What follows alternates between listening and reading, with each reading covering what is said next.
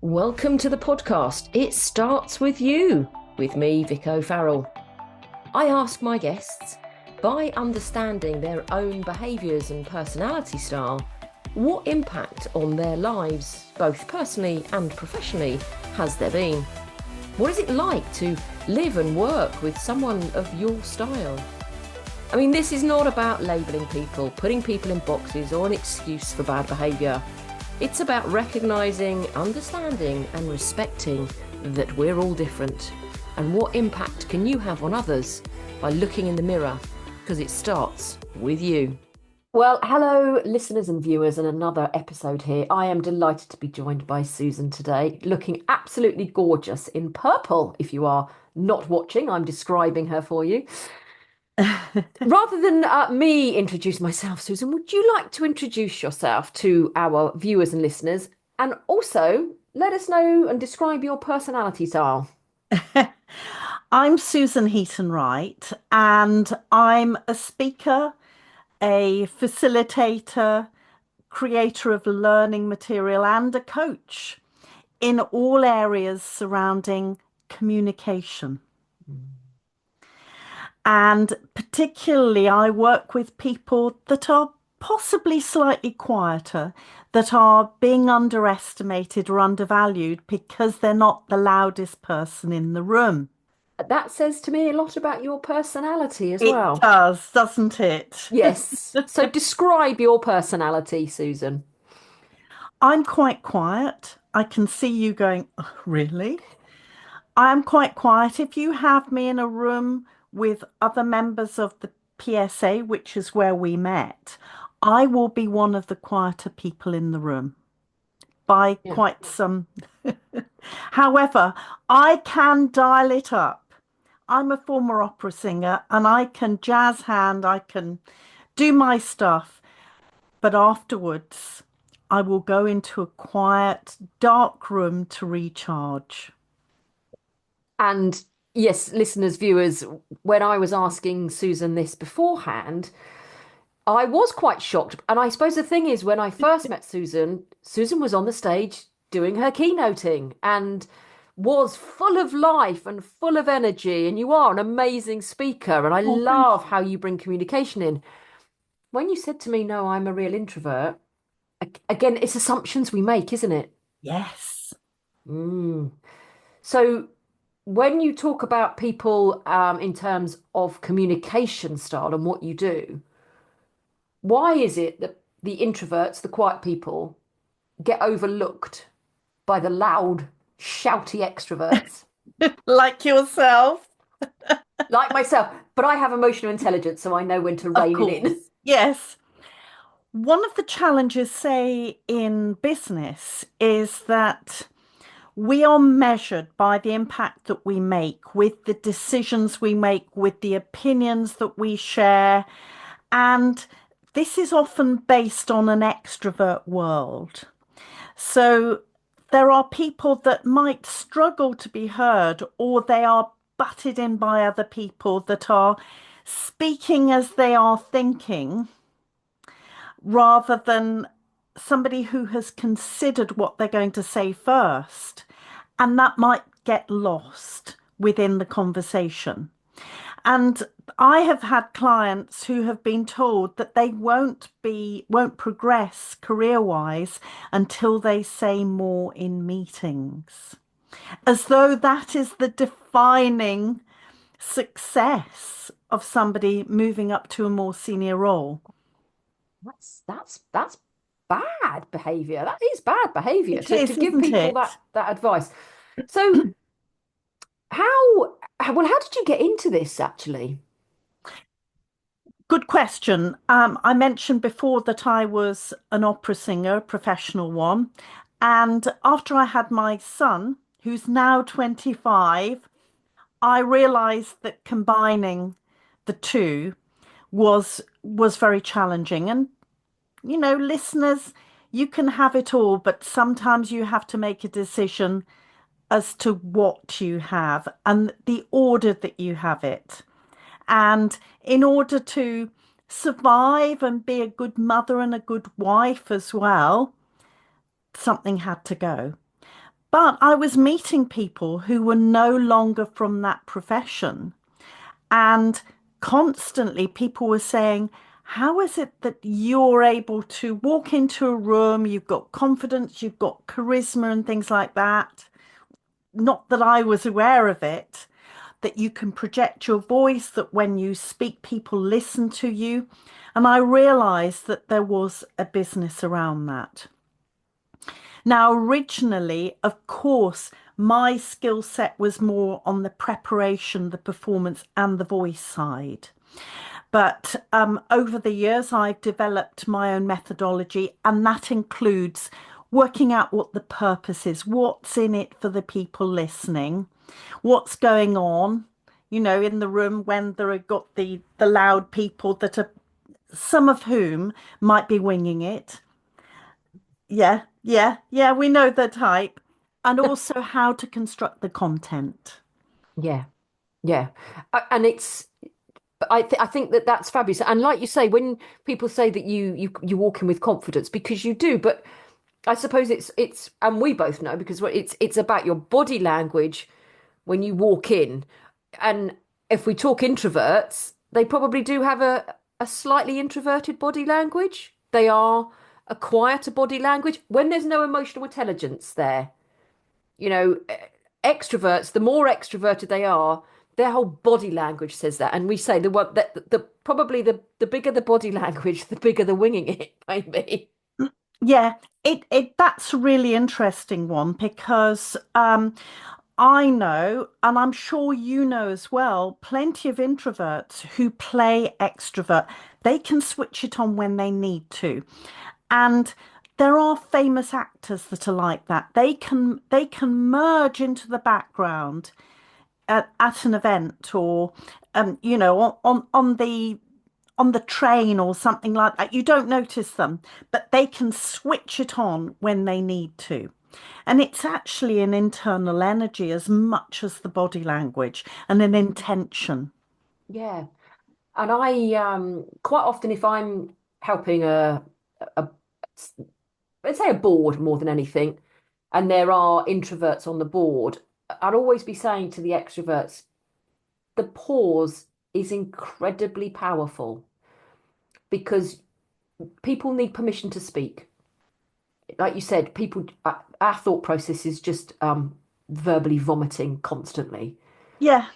And I find it irritating, and I'm an extrovert, but I do find it really irritating when there's somebody that I think you've got no emotional intelligence about how you're coming across to other people.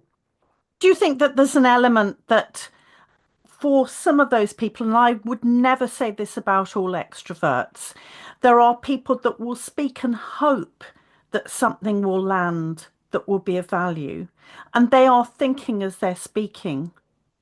Yeah, but I think the my concern with that is that sometimes if there's too much coming out, the one golden nugget that is in there may get lost. Of course it will, because they, Whereas, because they've not praised it, they haven't summarized it yeah, effectively. whereas the reserved, the more introverted people have that thought process to put it into context when they deliver it. Yes. Yeah. And therefore, and I'm sure that you do this in a meeting, particularly if you've got an extrovert chairperson or the person facilitating the meeting, they need to be aware that there's enough space for those people to present their ideas. I always remember having a session with someone who was really into marketing and branding, and he said that he had been in an organization and they had had a what we would have called a brainstorming. I'm not sure if we're allowed to say that now, but a brainstorming session. And there was one quiet person in the room who didn't contribute anything. And everybody, including him, dismissed this person. Right at the end, this person walked past him and said, the golden nugget.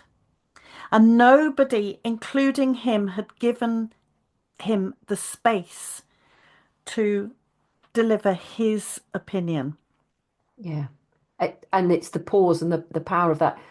And that reminds me actually, so my late father, was very introvert, task focused, and so wouldn't contribute a lot, especially around a family dinner table, because he probably found us all rather exhausting. But I remember a Christmas, there could be 20 people around the table and he wouldn't say anything. And then, like, maybe when everyone's eating and it's gone quiet, he will come out with the funniest line of the day. And everyone then remembers it. And it's just like, your dad never said a lot. He was a man of so few words. But when he did, he was really sharp with his wit. Yes. Because there's also, would you say it's the observation? Would you say that reserved people are more observant of what's going on? That's an interesting one because I don't like to put everybody in the same category. Mm. It might be that some people are very anxious and so they are inward looking and not really aware about what else is going on. I think that it's deeper than introverts, reserved people all being having one trait. Okay. So how would you help somebody who was a very anxious person to communicate their message? There are some things that I always say to people. One of them is obviously to prepare beforehand, before a meeting, know what the agenda is. If there's not one, this is a chance for the person facilitating it to create one very quickly. And Yeah. then I challenge them to say three things that will add value. Even if somebody else has said that, to then say, I agree with Vicky, that's a really good idea, so that they have said it. But also to work on the non-verbal communication, catching the eye of other people, being present in the room, showing through body language that you want to make a contribution rather than taking notes and, being like that. I love that you've just said body language there because that is part of communication, isn't it? Tell me It's a more about that. massive one. It's I'm not going to quote statistics. Well, you can if you wish to, but let's source them if we're going Yeah, to. yeah. Well, I can source the Moravian one. Yeah. However, it's a combination of what we say and how we say it. And the how we say it is partly the body language. So not only that our shoulders are down, our chests are open, that we're using space, our facial expressions, but also our hands, which is a massive one. We there are countries in the world, well, in Sicily, their their hand gestures is a registered language. Wow. Tell me more. Well, I I've not can't. been to Sicily. Well, it's southern Italy. They're very demonstrative, and it is a registered language. Hmm. But if one of the things about hands is if we got our hands behind us, subconsciously, we are going to think when we meet somebody, what have they got behind their hands? Have they got a weapon? Are they going to hurt us? Are they safe? Are they trustworthy? But if we've got our hands here, it's okay. Not got anything here that could hurt you. But when we use them, it's emphasizing particular words. We Mm. can make it easier for the audience to listen to us with the first of all, secondly, and finally. Yeah. And it adds rhythm to what we're saying, literally through using our hands. Mm. But there are times, and I'm sure you've witnessed it like I have, where you're listening to someone and they're overusing their hands. So, for those of you who are listening, Susan literally just went over the top with some hand gestures there. Oh, So I mean, how? there are people that they do, I think, in those situations, um, doing a little video of them. If you're working with them, Mm. you and I coach people, um, and say, I'm going to record you, and then afterwards show them. So how does that feel? What if I were doing that to you, how would you feel?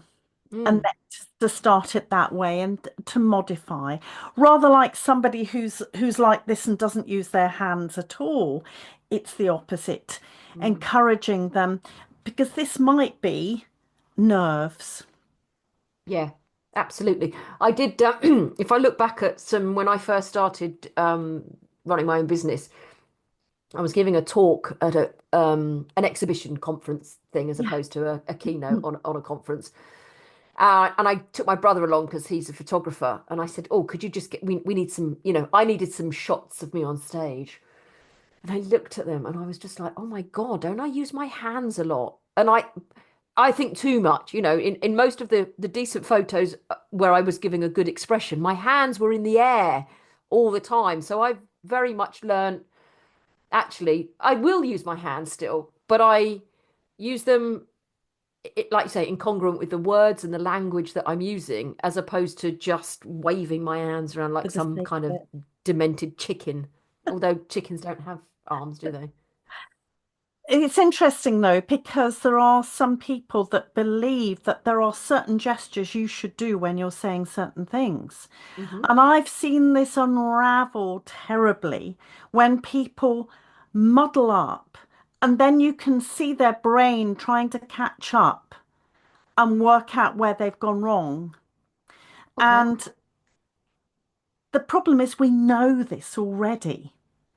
We do it naturally. And if, say, you are doing a presentation or a keynote, working it out in front of the mirror so it becomes natural Mm. really help, rather Yeah. than somebody, a voice coach or a speaker trainer telling you, well, at this point you've got to point to the left and then you've got to go like that. Because in the moment, if you forget something, then you're going to have a bit of a brain freeze. Yeah, And I I don't. I remember the keynote you did.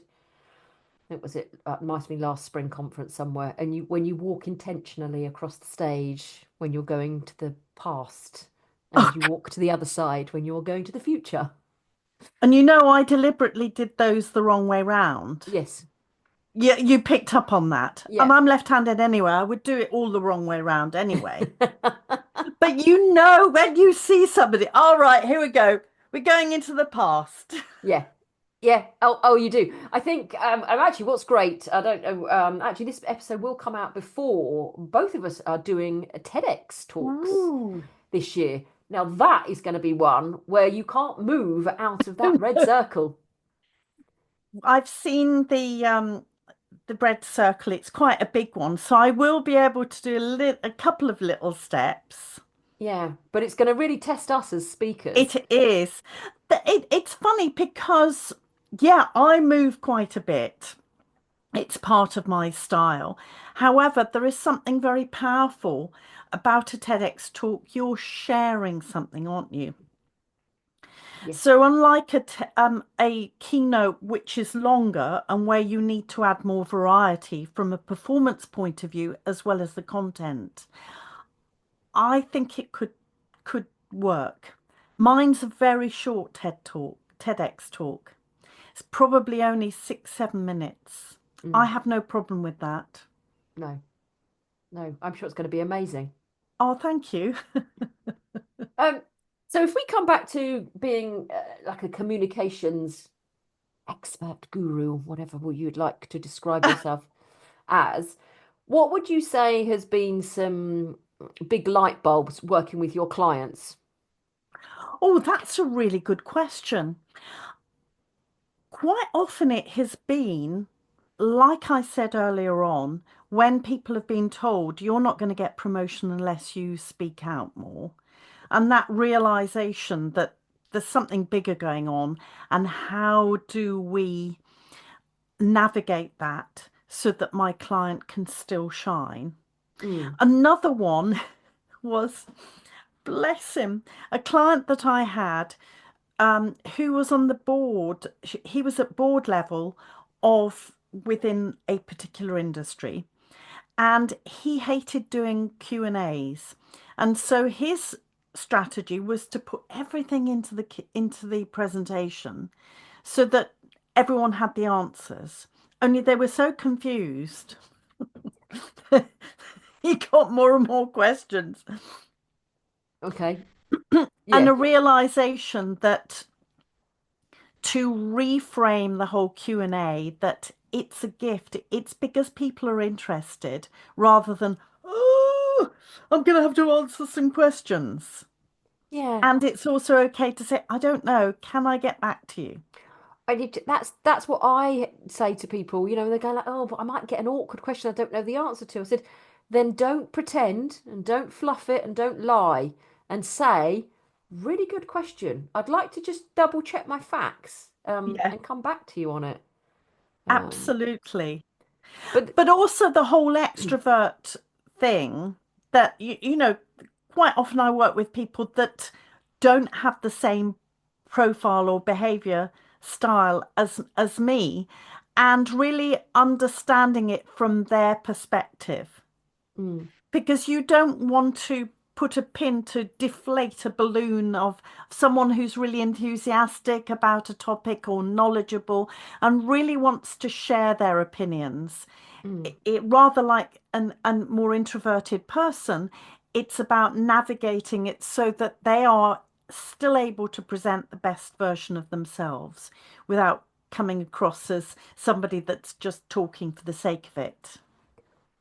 And what you've just said there, it really is. It's not about changing who we are, is it? No, it's It's polishing. and basically flexing and adapting for the audience because Yes. Oh, I'm definitely. I know if I'm going to deliver whether it's a keynote or a workshop or whatever, and if I know if I've got a lot more reserved people in the audience, then I do wind myself down a little bit and speak with a softer voice because otherwise my message isn't going to land because I'm going to be too much. Um, Definitely. Yeah. and like you Really can dial thinking. it up. Yes, and possibly thinking about the language that you use and the examples. Ha- ex- Explain a bit more there. So if you're talking about more introverted people, thinking, oh, we're going out on Saturday night, we're going to hit the road, might not be what they're wanting. But and also getting them to talk to 4 or 5 people as part of your keynote, that might not make them feel comfortable. Mm, yeah. And that's not to say that people who are reserved don't want to go out on a Saturday night. No. Absolutely, they want to go out on a Saturday night, but Oh, they want to they want to do it their way. absolutely. And not feel that everybody does that. Yeah, yeah. I find it absolutely fascinating doing this, and I kind of think this should be taught in schools. Don't you think it should be on the school curriculum? Yeah, the number of times I was told as a child or young adult, why can't you be more like? Oh, Rather than celebrating who I was and my strengths. yeah, yeah. What would your teachers have said to you as your careers advice? Do you know, I was told that, and there's nothing wrong with this, to be a librarian because that's nice and quiet and there are lots of books there. Um, a psychiatric nurse came up in my profile, which was quite an interesting one, and a primary school teacher, again, really good jobs, not really me. No. How did you become an opera singer then? Oh, long story. And in fact, my keynote is partly about that. But I was a teacher for a couple of years because I wanted to see the world. I did geography as my first degree. I really wanted to explore the world, see, different terrains, meet different people and things like that, which hence the fact the degree I did. But unfortunately, after a couple of, the idea was that I was going to go around the world teaching. And I managed a couple of countries, but unfortunately had to come back to UK because I was very ill. physically ill after a car accident. And it was a chance thing that got me into opera, let's say. I don't want to spoil the keynote because obviously it would be a shame. Yeah. But I had always sung in choirs and played the violin and orchestras and things like that. But I was one of those people, very reliable, didn't want to be front of stage. Mm, mm, So yeah. I had that background. Is it true that we could all sing if we really wanted to? Do you know some people go, "Oh, you're just tone deaf," but I think I can sing, but you wouldn't want to hear me because I probably hit all the It's an wrong notes. interesting one, isn't it? Because um, we often compare ourselves to absolute world superstars, don't we?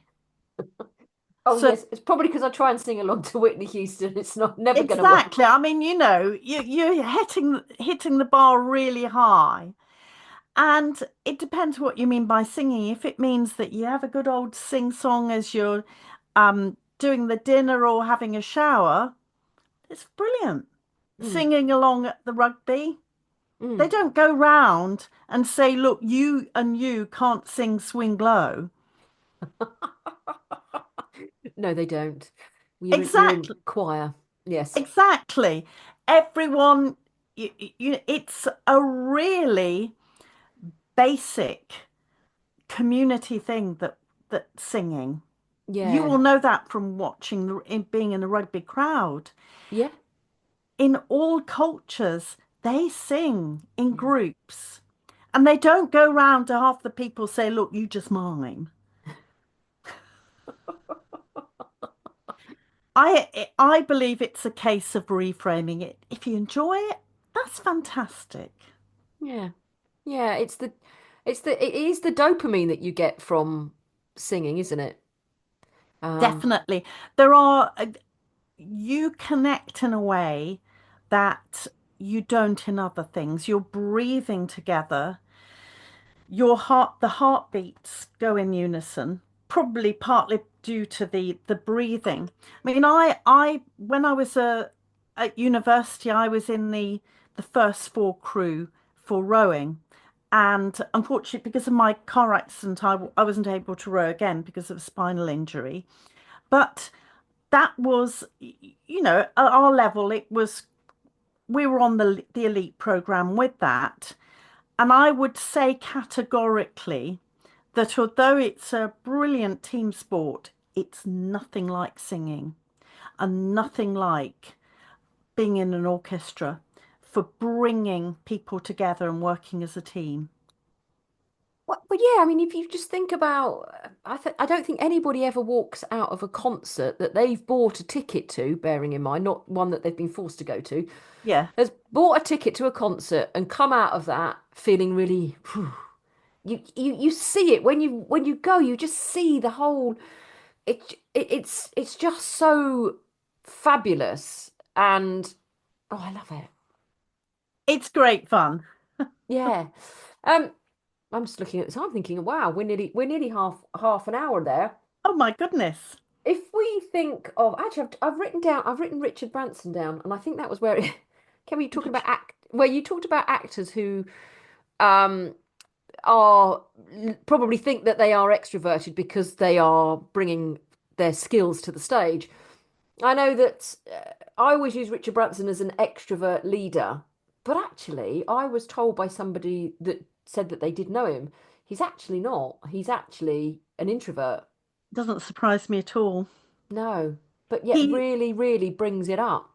yes, he brings it up for those key moments. Yeah. And the team around him, I mean, he said that he has experts around him. He then lets them get on with it. I suspect he recognizes that he's such a strong part of the brand. He Mm. has to do that. Yeah. And I think though that it's recognizing your impact, not just the words that you say, but like you say, the whole part of how we communicate is hugely important to our audience. Yes, it is. What kind of final thought or words of wisdom would you like if someone is thinking about, oh, I need to think more about this communication? What is your final words? Really find out what your superpower is around that. For introverts, of course, we are listening more. We are reflecting more, considering what we're going to say. And that is invaluable. And make sure that you use your non-verbal communication to ensure that others know you need to speak. And if you're more an extrovert, look around the room. Is there someone who hasn't said anything yet? Can you give them a little bit of space so that they can have a go? So that everybody can present the best version of themselves. Yeah. Silence is golden, even if it is only for a few seconds. Definitely. Wonderful. Oh, Susan, thank you for your sharing your knowledge and your wisdom. Now, as My always, pleasure. all your details are in the show notes, but what's the Yes. best place for people to find you? LinkedIn, and there's only one Susan Heaton Wright because it's my stage name from when I was an opera singer, which I still use.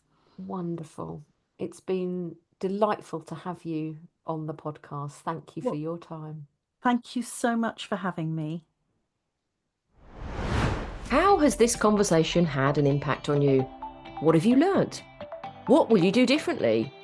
Do leave a review on Apple or Spotify on It Starts With You podcast. And also leave a comment down below. Do also then connect with me on social media. I'm on Instagram, Facebook and LinkedIn. And why not even join the Facebook group It Starts With You and keep the learning ongoing. Thank you for listening.